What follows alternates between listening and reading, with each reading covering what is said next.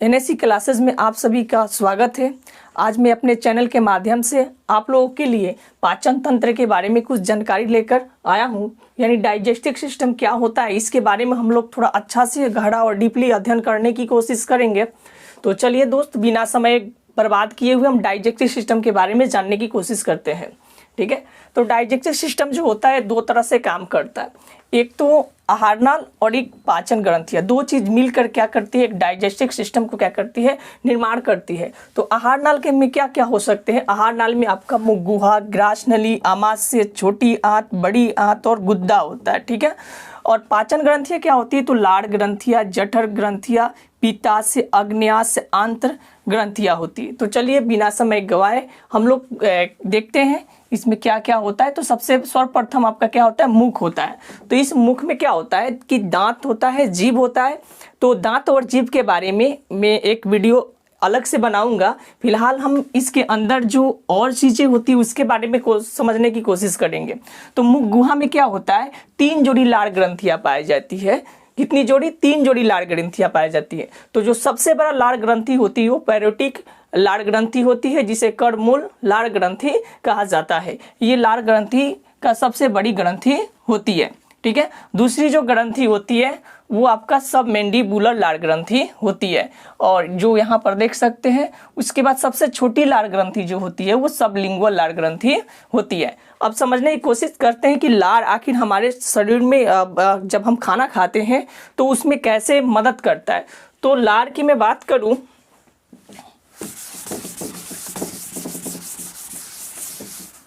देखिए जो लाड़ जो होता है, लाड़ में 4 तरह के एंजाइम पाए जाते हैं, लेकिन एक ही काम करता है, 2 तो एक ही लिखेंगे हम। एक तो होता है लाइसोजाइम,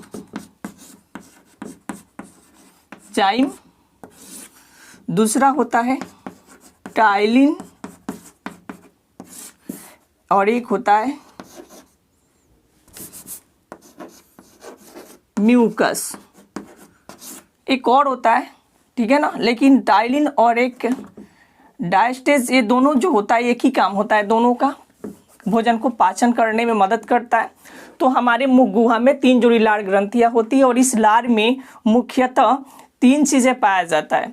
एक तो लाइसोजाइम। लाइसोजाइम क्या करता है? जब हम भोजन करते हैं तो उस भोजन के अंदर बहुत सारे बैक्टीरिया होती है, वायरस होते हैं, यानी उससे क्या करता है, वो नष्ट करता है, उससे मारने की कोशिश करता है, उसको मार देता है। ठीक है ना, लाइसोजाइम। ठीक है, उसके बाद इसमें टाइलिन होता है, हमारे लाड़ में टाइलिन होता है। जब हम भोजन को क्या करते हैं, चबाते हैं, चारों ओर मिल जाता है, मतलब चारों ओर से मिलता है, तो भोजन को पचाने में काम करता है, स्टार्च का काम करता है। इसमें म्यूकस होता है, जब हम भोजन को चबाते हैं तो उसको चिकना बनाने में मदद करता है, क्योंकि हमारी जो आहार नाल जो होती है वो बहुत पतली पतली नलिकाएं होती है। अगर वो भोजन चिकना ना हो तो वो आसानी से फिसल कर आमाशय तक नहीं जा सकती है, यानी उसको फिसलने में काफी दिक्कत होगा। तो म्यूकस क्या करता है? भोजन को चिकना बनाने का काम करता है, जिससे भोजन आसानी से फिसलते हुए हमारे बॉडी के अंदर एडजस्ट हो जाते हैं। आजकल क्या होता है, हम लोग भोजन को ज्यादा चबाते नहीं है। ठीक है ना, कहीं भी विवाह में गए या किसी जन्मदिन के अवसर पर किसी ने इनवाइट किया, वहां गए तो एक भीड़ लग जाती है खाने के तौर पर। आदमी एक इधर और तीसरे बार में नीचे लेकर चला जाता है, जबकि ऐसे करने से आपका जो भोजन होगा बेटर तरीका से नहीं पचेगा और आप बीमार भी पड़ जाएंगे, क्योंकि ये तीनों चीज जब तक चबाएंगे उसमें जब तक ये बढ़िया से मिलेगा नहीं, तब तक आपका भोजन बढ़िया से डाइजेस्ट नहीं होगा। तो इसलिए भोजन को कम से कम 20 बार या 25 बार खूब चबा कर उसके बाद क्या करना चाहिए, निगलना चाहिए। ठीक है, उसके बाद जब भोजन हमारे मुंह गुहा में सारी प्रक्रिया हो जाती है तब ग्रसनी क्या आती है? तो ग्रसनी में 2 छिद्र होते हैं। ठीक है ना, कितने छिद्र होते हैं? 2 छिद्र होते हैं। देखते हैं, समझने की कोशिश करते हैं। यहाँ देखिएगा 2 छिद्र होते हैं। ठीक है, एक तो होता है निगल द्वार और दूसरा होता है कंठ द्वार। देखिए ये आपका कंठ द्वार, ये आपका निगल द्वार होता है। ठीक है ना, ये आपका कंठ द्वार है, निगल द्वार होता है। तो जैसे हम भोजन को क्या करते हैं, अपने बॉडी के अंदर क्या करते हैं, निगलते हैं, तो यहाँ पर कंठ द्वार में क्या करते हैं, श्वसन की प्रक्रिया करते हैं, और इसमें भोजन जल की प्रक्रिया करते हैं। तो कंठ द्वार के ऊपर एक पट्टी जैसी रचना होती है जिसे हम एपिग्लोटिस कहते हैं। ये हमारी बॉडी से जुड़ी हुई रहती है, देख सकते हैं मैं मुख गुहा में। तो इस तरह से होता है। जैसे ही हम भोजन को क्या करते हैं, निगलते हैं, तो ये पट्टी क्या करती है, इसको क्या कर लेती है, ढक लेती है। जैसे हम पानी पीते हैं तभी पट्टी क्या कर लेती है, ढक लेती है, कंठ द्वार को ढक लेती है। इसे क्या कहते हैं, एपिग्लोटिस कहते हैं, ठीक है ना। तो अगर बाय द वे अगर मान लीजिए कि एक कंठ द्वार है और इसमें अगर आपका जल की थोड़ा सा मात्रा चला जाता है या खाना खाते हैं अन्न का कोई टुकड़ा चला जाता है तो सड़क जाता है, यानी सांस आना जाना बंद हो जाता है, रुक जाता है, आंखें लाल होने लगती है, फिर प्रेशर बनाता है नीचे से हट, और उसके बाद वो क्या करता है, वो नाक से निकल जाता है। पानी होता है तो नाक से ही निकलता है, भोजन होता है अगर इसमें फंस जाए तो नाक से क्या होता है, निकलता है। अर्थात इसमें हम श्वसन की प्रक्रिया करते हैं, श्वसन के अलावा इसमें भोजन की प्रक्रिया, जल की प्रक्रिया नहीं होती। और ये जो होता है हमारे दोनों फेफड़े से यानी लेंस से क्या होता है, जुड़ा रहता है। ये हमारे लेंस से क्या होता है, जुड़ा रहता है, ठीक है ना, श्वास नली। लेकिन भोजन हमारा इसमें नहीं जाता, हमारा निगल द्वार में भोजन आता है। जैसे हम इसको भोजन करते हैं तो कंठ द्वार को ये एपिग्लोटिस क्या कर लेती है, ढक लेती है, जिससे श्वास नली में जल या भोजन नहीं जाकर निगल द्वार में जाता है, ठीक है। फिर निगल द्वार जो होता है वो ग्रास नली में क्या होता है, खुलता है। ये ग्रास नली है, ये ग्रास, भोजन कहाँ आता है, ग्रास नली में आता है, ठीक है ना। मुख गुहा से भोजन 3 जोड़ी लार ग्रंथिया से मिलकर, 3 जोड़ी लार ग्रंथिया बोले तो लाइसोजाइम, ठीक है, टाइलिन, म्यूकस, से सारी चीज़ों से मिलकर भोजन आसानी से फिसलते हुए कहाँ आता है, तो ग्रास नली में आता है। ये ग्रास नली में क्या होता है, कर्मक फुंसन तथा संकुचन की क्रिया होता है, सिकुड़ता है और फैलता है, जिससे भोजन आसानी से फिसलते हुए कहाँ आता है, आमाशय में आता है। ये नहीं, ये तो आपका टोटली जो देख रहे हैं ये आपका क्या है, यकृत है, लीवर है, इसमें आता है, इसमें आमाशय में आता है। अब देखिए जो आमाशय के मैं बात करूँ तो आमाशय के थोड़ी देर के लिए समझिए, यहाँ मैं ले लेता हूँ आमाशय, मानिए थोड़ा देर के लिए आपका ये आमाशय है, मैंने आमाशय को यहाँ पर निकाल लेता हूँ। तो आमाशय में कितने जो होता है, आमाशय जो होता है वो आमाशय में 3 पार्ट होता है, ठीक है ना। आमाशय में 3 पार्ट होता है, देखते हैं कौन कौन सा होता है। तो जो ऊपर की पार्ट होती है इसे हम कार्डियक के नाम से जानते हैं, और इस कार्डियक में होता है HCl अम्ल, ठीक है। फिर एक इसके बाद वाला जो बीच वाला जो होता है उसे हम पुंडिक के नाम से जानते हैं,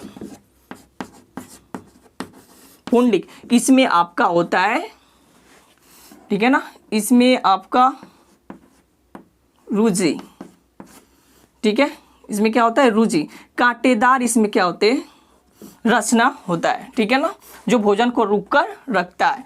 फिर उसके बाद आखिरी जो होता है वो होता है पाइलोडिक। पाइलोडिक में क्या होता है, जठर रस होता है, जठर रस होता है। अब जठर रस के बारे में समझते हैं, ठीक है। पहले कार्डियक के बारे में समझ जाते हैं। भोजन जो आता है इसमें आता है, जैसे कि हमारे लार में क्या होते हैं, हमारे लार में लाइसोजाइम होता है। तो लाइसोजाइम क्या करता है, जैसे हम भोजन को क्या करते हैं, चबाते हैं, तो उस समय भोजन में उपस्थित सभी वायरस या बैक्टीरिया जो भी होती है, जीवाणु नाशक, उस जीवाणु को क्या करते हैं, नष्ट करने के काम करती है। लेकिन कुछ ऐसे जीवाणु जो होते हैं जो मरते नहीं, जो काफ़ी ज़्यादा स्ट्रांग होते हैं, ठीक है, तो वो सब जीवाणु का आते हैं, वायरस जो आते हैं वो इसमें आते हैं, कार्डियक में आते हैं। तो कार्डियक में क्या होता है, HCl अम्ल होता है, बहुत ही खतरनाक एसिड होता है, ठीक है ना। और आप समझते होंगे अगर बॉडी पर रख दिया जाए, आपके शरीर के किसी त्वचा पर पड़ जाए तो त्वचा को जला देगा, लेकिन इसको नहीं जलाता, क्योंकि ये जो लेयर जो होता है, जो लेयर बना होता है, ये क्षारीय लेयर होता है, ठीक है ना। तो एसिड का असर क्षारीय पर नहीं पड़ता, ठीक है, उसके गुण को क्या करता है, नष्ट कर देता है। तो ये HCl क्या करता है, उस भोजन में क्या करता है, मिलता है, जो चबाकर हम इसमें क्या करें, रखें, निगले, उस भोजन में क्या करता है, मिलता है, और जो उसमें वायरस और बैक्टीरिया जो होता है उसको क्या करता है, नष्ट करने का काम करता है। फिर हमारा भोजन जो होता है तीसरे यानी रुजि में क्या होता है, आता है, ये कांटेदार क्या होता है, रचना होता है, ये भोजन को क्या करता है, रोक कर रखता है, धीरे धीरे आगे की तरफ बढ़ने देता है। उसके बाद क्या होता है, पाइलोडिक होता है, और पाइलोडिक में क्या होता है, जठर रस होता है। और इस जठर रस जो होता है, ये जठर रस एक होता है, इसमें रेनिन क्या होता है, एक होता है इसमें रेनिन होता है। रेनिन जो होता है ना, क्या करता है, रेनिन होता है, जठर रस में क्या होता है, नहीं, पाइलोडिक में क्या होता है, रेनिन होता है। रेनिन जो होता है ना, वो जो हम दूध पीते हैं उस दूध को क्या करता है, दूध को दही बना देता है, ठीक है ना। फिर उसके बाद उसका पाचन होता है। दूध को क्या करता है, रेनिन दही बना देता है। छोटे बच्चों में लाड़ काफ़ी ज़्यादा मात्रा में होता है, ठीक है ना। जैसे जैसे उम्र बढ़ते जाता है, आदमी बूढ़ा होता जाता है, लाड़ की जो संख्या होती है धीरे धीरे कम होती जाती है, और रेनिन की भी संख्या जो होती है उसकी जो लिमिट होती है वो भी, उसकी मात्रा जो होती है वो भी कम होते जाता है, ठीक है ना। तो रेनिन क्या करता है कि हम जब भी दूध को पीते हैं तो उस दूध को दही में कन्वर्ट कर देता है, और कन्वर्ट करने के बाद क्या करता है, उसका पाचन कराता है, ठीक है।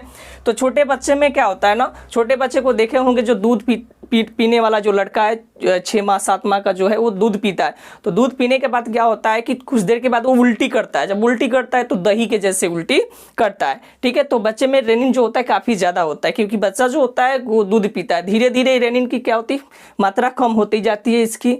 उसके बाद जो बूढ़े लोग होते हैं ना, तो उन लोगों को क्या होता है ना, जो बहुत बुजुर्ग हो जाते हैं, मतलब बहुत उम्र हो जाता है, उन लोगों में रेनिन जो होती है धीरे धीरे कम हो जाती है। वो लोग डायरेक्ट अगर दूध पीते हैं तो जब दूध पिएंगे, वो डायरेक्टली दूध लेंगे तो उनका पेट खराब हो जाएगा, ठीक है।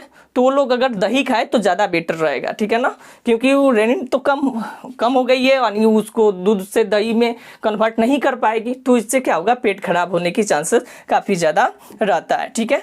इसमें एक और चीज़ होता है, ठीक है ना, इसमें एक और चीज़ होता है, वो होता है पेप्सिन होता है, जो प्रोटीन को क्या करता है, पेप्टोन में क्या करता है, बदल देता है, ठीक है।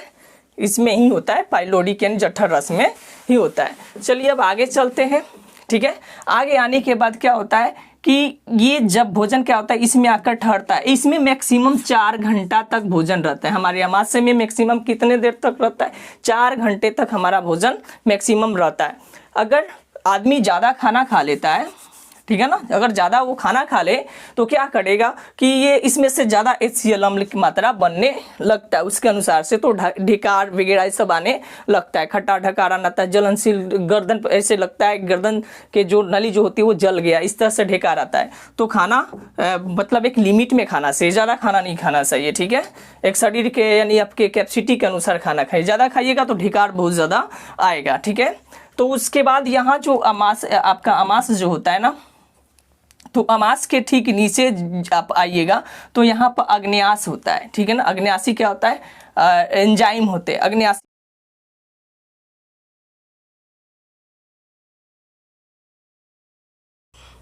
टिप्सिन होता है, एमाइलेज होता है, लाइफेज होता है, ठीक है ना। ये सब अग्न्यासी रस इसमें क्या होते हैं, जो भोजन छोटी आंत में आ रहा है, ये छोटी आंत इसमें जो आ रहा है उससे क्या होते हैं, वो मिल जाते हैं, ठीक है। फिर हमारा यहाँ पर लीवर होता है। लीवर हमारे बॉडी के काफ़ी इंपॉर्टेंट ऑर्गेन्स होता है। ये शरीर के सबसे बड़ी ग्रंथि है। इसकी वजन 1.5 kg लगभग होता है। लीवर की वजन कितना होता है, 1.5 kg होता है। इस लीवर के पास एक पित्ताशय होता है। ये पित्ताशय जो होता है ना, ये जो पित्ताशय होता है, इससे पित्त रस क्या होता है, निकलता है। और ये जो होता है पित्त रस काफ़ी इंपॉर्टेंट होता है। अभी तो जो हमारा भोजन है वो अमाशय में है, तो अमाशय में HCl अम्ल है, तो वो जो भोजन होगा वो अम्लीय हो जाता है। लेकिन ये क्या होता है, क्षारीय होता है, ठीक है ना। 8 इसका pH मान जो होता है 8 होता है, ठीक है। ये क्या करता है, उससे मिलकर उसकी अम्लीयता को क्या करता है, नष्ट कर देता है। आपको पता है कि जब कोई एसिड अम्ल से रिएक्ट करता है तो वाटर और नमक बनाता है। अगर डायरेक्टली ये अमाशय में ये ना मिले इससे, और डायरेक्टली ये अम्लीय वाला भोजन अगर छोटी आंत में जाता है तो उसकी पाचन नहीं हो पाता है, ठीक है। तो इसलिए क्या होता है, यहाँ पर पित्ताशय होता है जो अपना एंजाइम क्या करता है, छोटी आंत में छोड़ता है। इसका मैं लीवर का एक अलग से वीडियो बनाकर आपको दूंगा। इसका जो फंक्शन होता है काफ़ी लॉन्ग होता है, इसके बारे में इसके भी पार्ट होते हैं बहुत सारे, उसको मैं बताने की कोशिश करूँगा। फिलहाल आप इतना जानिए कि ये क्या करता है कि जो भी अंदर इसके एंजाइम होता है उसकी एक्टिविटी को तेज कर देता है, उसकी गति को तेज कर देता है, पचाने की क्रिया को क्या करता है, तेज कर देता है। ये मिलता है, फिर अग्न्यासी रस मिलते हैं, फिर भोजन आगे की तरफ छोटी आंत में क्या होता है, जाता है। तो छोटी आंत के 3 पार्ट होते हैं, गड़हानी, जेजुनम और इलियम। फिर इससे भोजन जाता है, ठीक है ना। फिर यहाँ आता है, यहाँ पर आता है बड़ी आंत के पास, बड़ी आंत के जहाँ जुड़ा होता है, जहाँ बड़ी आंत के जुड़ा होता है और छोटी आंत से जहाँ जुड़ा होता है उसको सीकम कहते हैं। फिर ये यहाँ से क्या होता है ना, भोजन क्या होता है, बड़ी आंत में क्या होता है, इसमें पानी का अवशोषण हो जाता है, बड़ी आंत में जाता है, ऐसे जाएगा फिर, ठीक है ना, ऐसे जाएगा, फिर ये रेक्टम में जाता है, रेक्टम से गुद्दा में जाता है, ठीक है ना, ऐसे भोजन जाएगा। इसमें क्या होता है, पानी का अवशोषण होता है। किसमें, तो बड़ी आंत में पानी का अवशोषण होता है, तो जाएगा सब, भोजन वगैरह सब मिलकर जाएगा, लेकिन इसमें से पानी क्या होता है, इसमें एडजस्ट हो जाता है, और जो मल होता है वो जाकर मल्याश में जमा हो जाता है। जब ज़्यादा हो जाता है तो फील होता है, फिर उसको त्याग दिया जाता है। तो बड़ी आंत जो होती है तो इसके साथ पानी भी आता है। हम खाना खाते हैं, पानी भी पीते हैं, ठीक है ना, तो इसमें सब आता है। खाना खाकर पानी बिल्कुल नहीं पीना चाहिए। खाना खाने के कम से कम 45 मिनट 30 मिनट या 45 मिनट के बाद ही क्या करना चाहिए, पानी पीना चाहिए। मैक्सिमम बचना चाहिए 1 घंटा के बाद पानी पिए, या खाना खाने के पहले 1 घंटा पानी पी लीजिए, ठीक है ना। इससे डाइजेस्टिव सिस्टम की जो प्रक्रिया होगी वो अच्छा से होगा। अब पानी आखिर मतलब बहुत ज़्यादा में पी लेते हैं तो इसके से ग्रंथिया से जो एंजाइम निकलेगा उसमें वो मिल जाएगा, तो उसको ज़्यादा हेल्प नहीं मिल पाता है भोजन को डाइजेस्ट कराने में, ठीक है। Thank you for watching. आपको काफ़ी अच्छा लगा।